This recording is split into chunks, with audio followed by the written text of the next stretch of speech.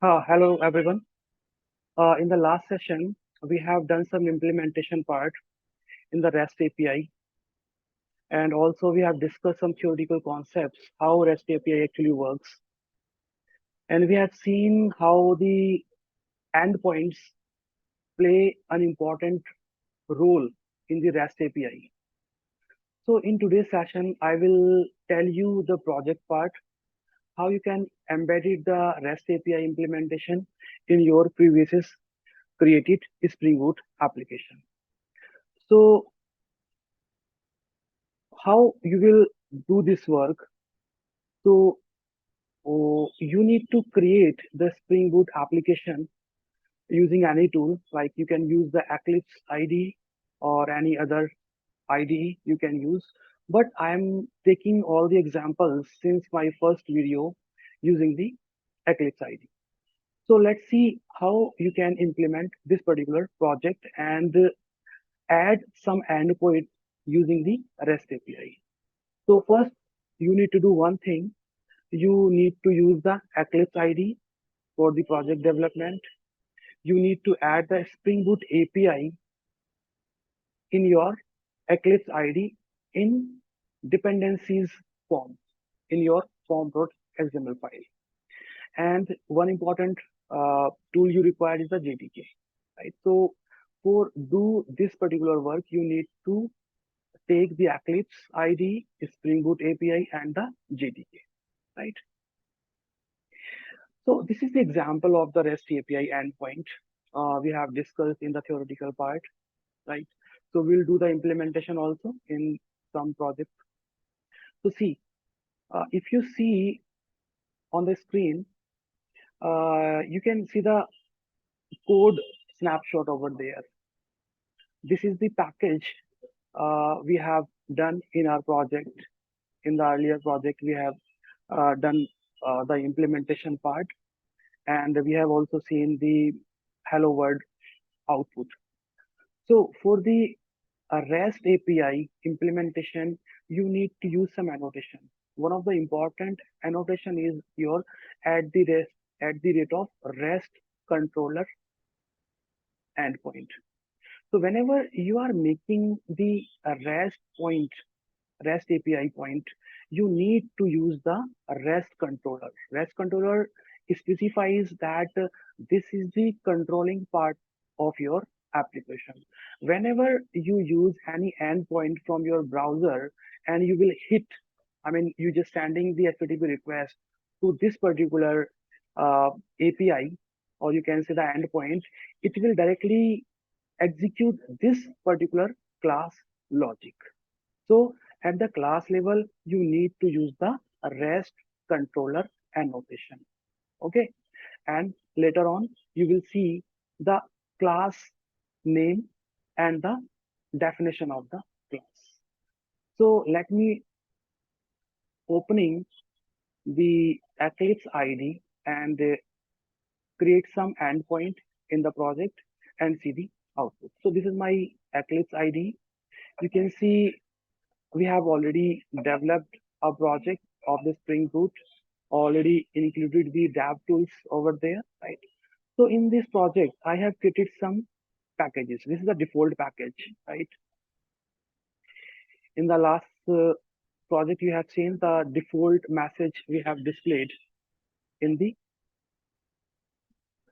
project. So you can see this particular main method of the Spring Boot application. So this is the annotation actually that makes our application as a Spring Boot application. So here you can see we just print a message here, right? And that is the important part. I have created the controller package. In the controller package, there's a class over there. This is the add controller, sample controller. So I'm opening the sample controller. This is a sample controller, and you can see in the class I have used the REST controller annotation, and this is the class definition. So I'm using two endpoints over there. One is the sample message and another is the addition. So here I'm using the get mapping and the post mapping. In the last session, if you remember, I have used some STD methods like get, pause, delete, and this annotation actually mapping the get method of the HTTP protocol in this way. And this is the name of the endpoint, and here is the definition of the method.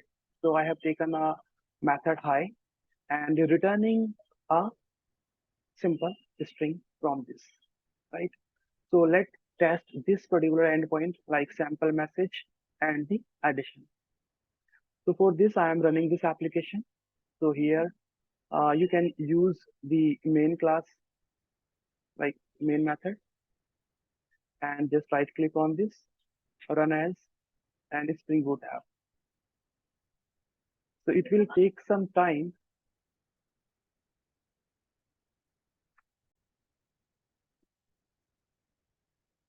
So this is the output.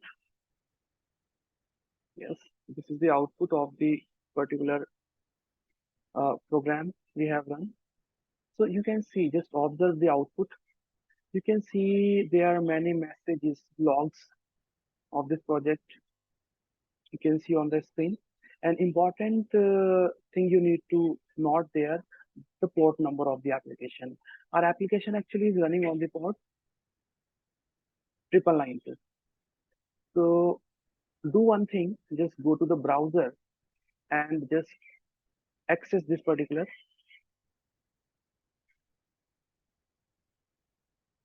access point. So I'm going, yes. So here, use the uh, localhost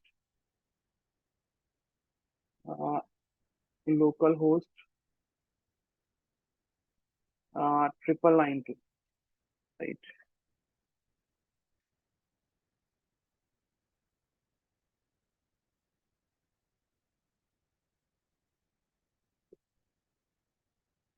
Here, so when you access this, right, so you will get this type of output because we have taken the endpoint, right?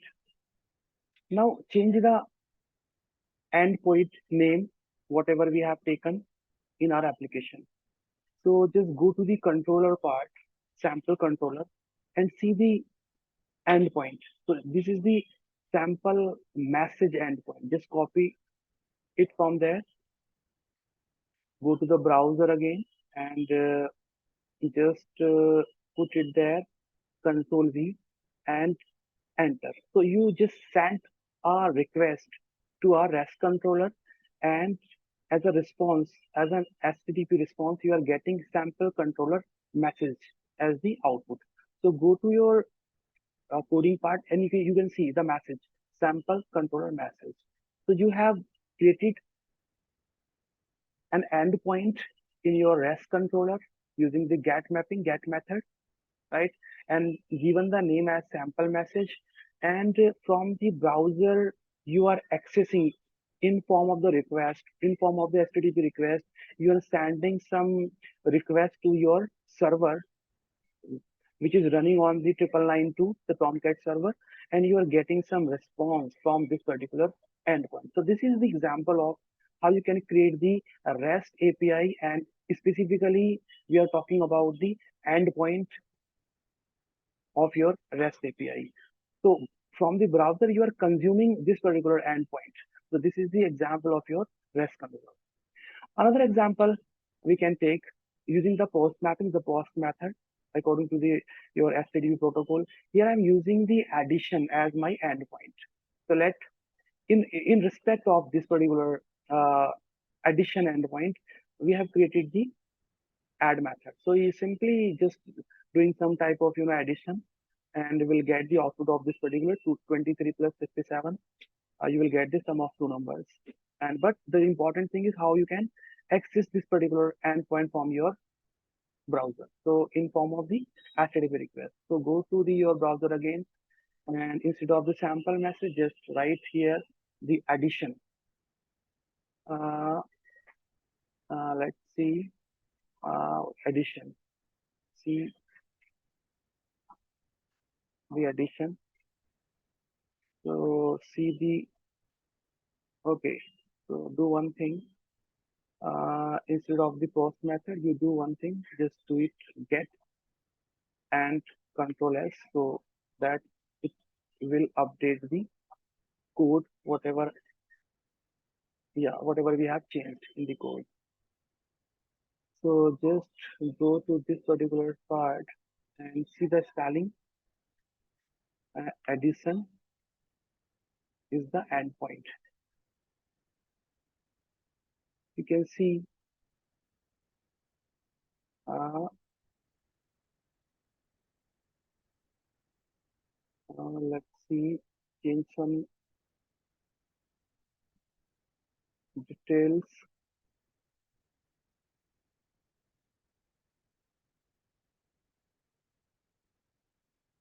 So let me change this particular and change the return type of this. Let me change the string type of the return type and do some message. Welcome to Spring Boot. So let's save it so that it can update and just copy this.